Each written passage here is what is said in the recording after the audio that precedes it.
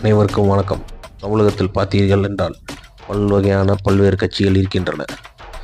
தமிழக வெற்றி கழக தலைவர் விஜய் அவர்கள் ஒரு நிகழ்ச்சியில் 2 கட்சிக்கு மட்டும்தான் போட்டியே, ஒன்று டிஎம்கே, இன்னொன்று டிவிகே அப்படி என்று கூறியிருக்கிறார். அது சரியா தவறா என்று பார்க்க போகிறோம்.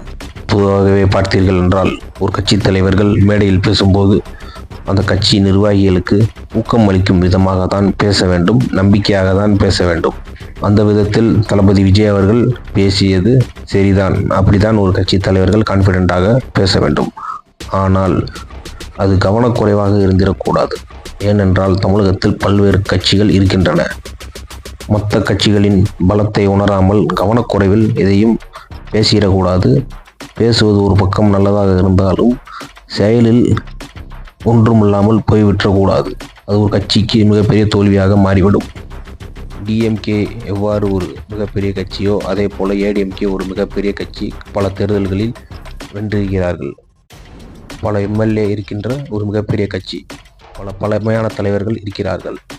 டிஎம்கே ஒரு பழமையான கட்சி. அந்த கட்சியை மறந்துவிட்டு 2 கட்சிக்கு மட்டும்தான் போட்டி என்று பேசுவது சரியில்லாத ஒரு விஷயம்தான். இது தொண்டர்களுக்கு ஒரு கான்ஃபிடென்ட்டாக இருந்தாலும் அது கவனக்குறைவாக இருந்தார்கள் என்றால் அது தமிழக வெற்றி கழகத்துக்கு ஒரு மிகப்பெரிய தோல்வியாக அமைந்துவிடும். இதுபோல நாம் தமிழர் கட்சியும் பிஜேபியும் இருக்கிறார்கள். அவர்களுக்கு என்று தனியாக ஒரு கூட்டமே இருக்கிறார்கள். அவர்களை மட்டுமே நம்பி அவர்களின் கருத்துக்களை ஏற்றுக்கொண்டு ஒரு கூட்டம் இருக்கிறது.